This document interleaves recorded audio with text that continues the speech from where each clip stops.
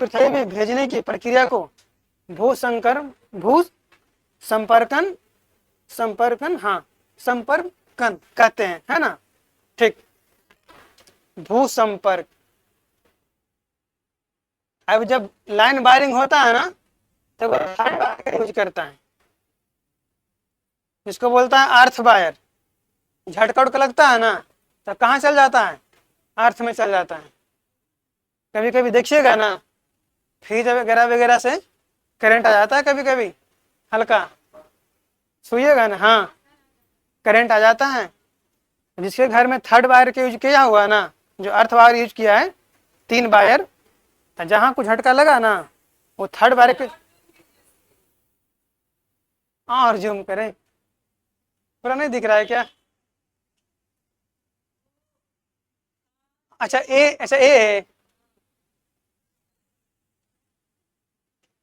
ए नहीं दिखेगा, ये पेज है।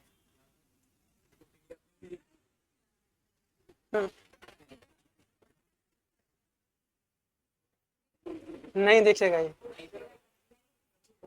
अरे पेज खराब है तो हम क्या करें।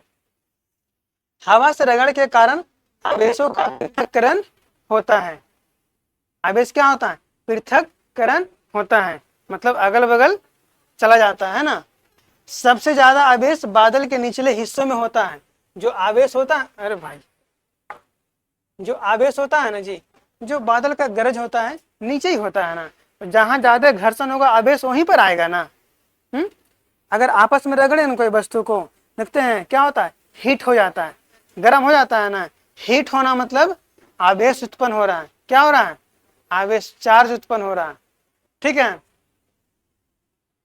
आवेश को मिलने तथा पृथ्वी तक आने की क्रिया को विद्युत विसर्जन कहते हैं।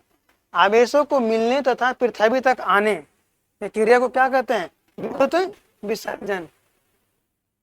क्या बोला, तड़ित से सुरक्षा, क्या बोला, देखिए तड़ित झंझा, अरे झंझा जो होता है ना, अथवा तूफान के समय खुला स्थान सुरक्षित नहीं है। हाँ, जब बादल सब गरजता है ना जी, वो सब खुला स्थान में नहीं रहना चाहिए। ठीक है ना, ना कोई तार के पास छुपना चाहिए, ना कोई पेड़ पौधे के पास छुपना चाहिए। घर में काम नहीं सुनते थे, ए बादल गरज रहा है, तार तर नहीं रहो, तार तर नहीं रहो, है ना। तो ये सब दिया। और क्या, किसी घर अथवा छत के अंदर की जगह सुरक्षित है, घर के अंदर सुरक्षित है। यदि आप किसी बस कार में यात्रा कर रहे हैं तो उसको खिड़कियां दरवाजे क्या करें, बंद कर ले, है ना। यही सब बोला, खुले मैदान में नहीं रहना चाहिए, कोई गाछ वृक्ष तर नहीं रहना चाहिए। अगर गाड़ी सफर कर रहे हैं उसका विंडो जी सब क्या कर लें, बंद कर ले, है ना। यही सब सुरक्षित है, हटाइए इसको, बस यही सब दिया है इसका। तड़ित चालक,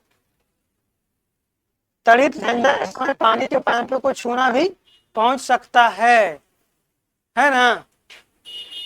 इसका एग्जाम्पल हमको मालूम है, घर में क्या था, अर्थिंग हम घर से लिए थे, ठीक है ना।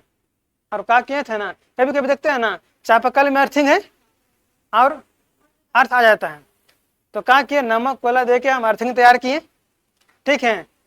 अब पानी डाल रहे थे, तो पानी हम डाल रहे हैं ऊपर से, लेकिन जो पानी का जो धार था ना वो उससे सट रहा है, हाथ में मार दिया। उसके बाद से हमको डर लगने लगा। तो यही बोला है यहाँ पे, ठीक है ना, जहाँ से पानी के पाइप को छूना भी पहुंच सकता है, सब सटा हुआ रहता है ना। सही बात है। भूकंप, बिहार में सबसे विनाशकारी भूकंप कब आया जी, 1934 में आया है। लाखों बार क्वेश्चन पूछ चुका है ये सब, हर एग्जाम में, है ना, याद रखिएगा इसको। 1934 में सबसे पहला भूकंप आया था, तबाही मचा दिया था, है ना। दूसरा तो नहीं पूछता है, लेकिन पहला पूछता है, ठीक है। गुजरात में 2001 में आया था। भूकंप होता है क्या, झटका, कंपन, ये सब क्या है, भूकंप है ना। हटाइए। पृथ्वी के परत टुकड़ों में क्या होता है, विभाजित हो जाता है। देखते हैं ना, जो मेरा पृथ्वी है ना, कोर, मेंटल, क्रस्ट, 3 पार्ट से बना हुआ है ना।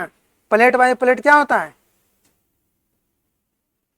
प्लेट से बना हुआ, वही क्या होता है ना, कंपन के कारण क्या होता है, प्लेट जो होता है कंपन करने लगता है, ठीक है ना, उसी को बोलते हैं भूकंप आ गया, भूकंप आ गया। देखिए ये प्लेट क्या करता है, गर्मी होने के कारण एक दूसरे से कभी कभी रगड़ खाती है, आपस में क्या करता है, रगड़ खाती है, जो हमें भूकंप के रूप में दिखाई देता है। अगर आपस में टकराएगा तो कंपन तो करवे करेगा ना, क्या करेगा, कंपन तो करेगा ही करेगा ना, इसी को बोलते हैं भूकंप। कभी कभी भूकंप ज्वालामुखी फटने, ज्वालामुखी विस्फोट, उल्का पिंड पृथ्वी से टकराने और कुछ विस्फोट के कारण हो सकते हैं। हाँ यही प्लेट है ना। देखिए जहां प्लेटों की सीमाएं दुर्बल क्षेत्र में होती है वहां भूकंप ज्यादा आते रहता है, भूकंप ज्यादा आते रहता है ना। जहां प्लेट क्या रहता है, दुर्बल रहता है, मतलब कमजोर रहता है, ठीक है।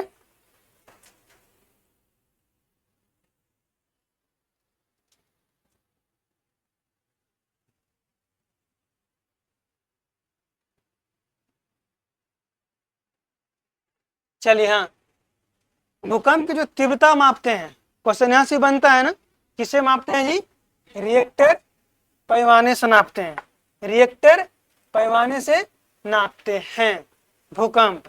अब भूकंप का अध्ययन कहलाता है सिस्मोलॉजी, अध्ययन सिस्मोलॉजी, भूकंप का अध्ययन, ठीक है। आगे देखिए, सबसे पहले भारत में मिल्स भूकंपीय का उपयोग प्रारंभ हुआ था, शिमला, मुंबई, कोलकाता में मापे गए थे 1905 में। सबसे पहले जो भूकंप मापा गया था ना 1905 में मापा गया था, ठीक है। बचाव, किसी मजबूत चौकी अथवा पलंग के नीचे क्या हो जाए, छिप जाओ, भूकंप से बचाव के लिए।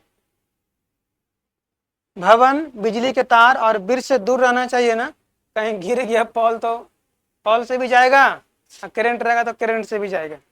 भूकंप पे कंपन करेगा, क्या हिला देगा, भूकंप में क्या होता है ना, जो पुराना घर रहता है ना डैमेज कर देता है, ठीक है ना।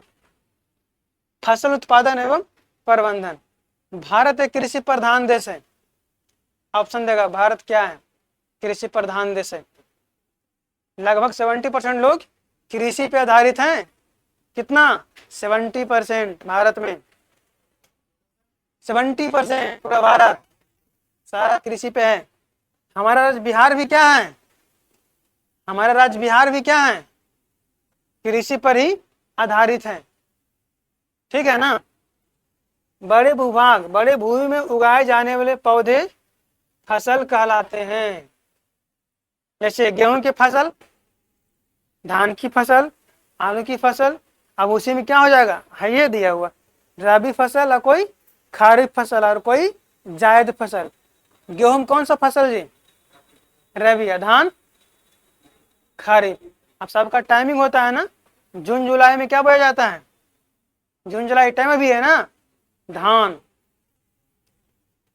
ओ इसमें ऐसे दिया है, बच्चा के अनुसार दिया है, वर्षा ऋतु में धान मतलब खरीफ फसल, धान, मक्का, बाजरा। शीत ऋतु में गेहूं, कहते ना ठंडा रहता है उस समय, जब गेहूं में सबका पटावन चलता है ना तो बहुत ठंडा रहता है उस टाइम, रात रात पड़ते रहता है, कुहासा भी रहता है ना। तो शीत ऋतु में रबी फसल, गेहूं, चना, सरसों सब एक साथ होता है। ग्रीष्म ऋतु में जायद, जितने भी रसीले फल होता है इसमें रस रहता है, तरबूज, खीरा, ककड़ी, लालमी सब है जायद फसल। जायद फसल को ही बोलते हैं हम लोग गर्मा फसल। क्या बोलते हैं जी, गर्मा फसल उसी को बोलते हैं क्योंकि गर्मी में होता है ना, ठीक है। मनुष्य की घुमंतु अवस्था 10,000 ईसा पूर्व तक थी। पहले घुमंतु क्या, जो इंसान था ना घुमंतु भोटिया था, कोई एक जगह स्थान उसका नहीं था, जहां उसको जो मिला रहने खाने का साधन वहां निकल दिया, कभी ये जंगल, कभी वो जंगल, कभी वो जंगल। अभी भी ना अफ्रीका लोग में ऐसे है, अफ्रीका लोग में ना जी इस तरीके के है। उन लोग को पता नहीं होता क्या फोन है, क्या मिठाई है, क्या ये है, नहीं, जंगल में रहता है, इस सब को मार के खाता है। अभी भी है।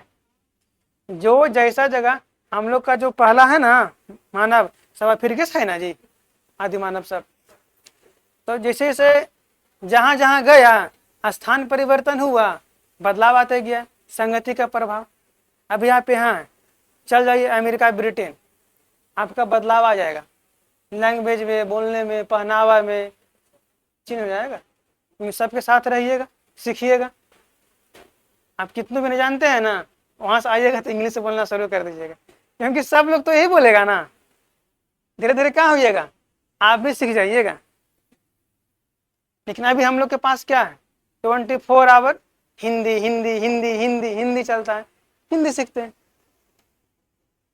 इंग्लिश पढ़ते भी हैं 1 घंटा या 30 घंटा, हिंदी बोलते हैं, तो क्या इंग्लिश सीखेंगे? इसी कारण होता है। आगे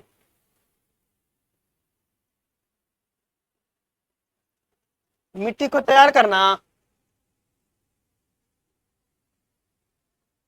चलिए मिट्टी को तैयार करना जी, जुताई बोलते हैं, जानते हैं जुताई? यही बोला है, मिट्टी को उलटने पलटने की क्रिया को जुताई कहते हैं, किताबी भाषा में, है ना। जुताई के लिए हल का हो, चाहे ट्रैक्टर का हो, चाहे बैल का हो। अच्छी उपज के लिए बीजों का चयन जरूरी है ना, अच्छा बीज चाहिए। मिट्टी में बीजों का डालना बुआई कहलाता है। क्वेश्चन रिलेट, यहाँ से क्वेश्चन, मिट्टी में बीज को डालना बुआई कहलाएगा। धान के बीज बोने के बाद छोटे छोटे, अरे वाह, उसको मोहरी, मोरी कहते हैं ना, बोलते हैं ना, मोरी बोलते हैं ना हम लोग, मोरी मोरी मतलब मोरी बोलता है ना। क्या याद आ रहा है सब, मोरी उखाड़ के, है ना। अब इसको धान रोपो, अभी सब काम अरे अब तो खत्म हो गया होगा जी, कुछ हाँ, मतलब यही है ना। बुआई के समय कुछ सावधानियां, बीजों के बीच समान दूरियां होना चाहिए, लगता है ना, पूरा गाढ़ा रोप दिया है, ये हो जाएगा, क्या होता बोलता है इसको, घना हो जाएगा, है ना। जब घना हो जाएगा तो सही से उसमें हवा नहीं लगेगा, तो वृद्धि नहीं करेगा, ठीक है ना। ये सब ध्यान रखें। बीजों को गहराई तक बोना सही तरीके से, पशु सुरक्षा के लिए मिट्टी से उसको ढक देना। हाँ, जब खेत में ना क्या बताएं, मकई ये सब लगता था ना, हमको याद है जब घर में रहते थे तो मकई सब लगाए, ठीक है ना। रुखिया या रुखी तार पर से उकट उकट के खा के निकाल दिया, है ना। जब बड़ा हुआ तो लो, यहाँ नहीं है तो यहाँ नहीं है तो वहां नहीं है, ये तो खा गया, है ना। फिर दोबारा क्या करो, इसको सही से, इसको अच्छे से एकदम गड्ढा में डालो, एकदम प्लेन कर दो इसको, है ना, ताकि रुखियो पहचान ना पाए कि कहाँ पे है, ठीक है। तो ये सब होता था। ऐसा देखो इसमें मिल रहा है ना, खाद, गोबर का खाद सुने हैं, सबसे अच्छा खाद होता गोबर।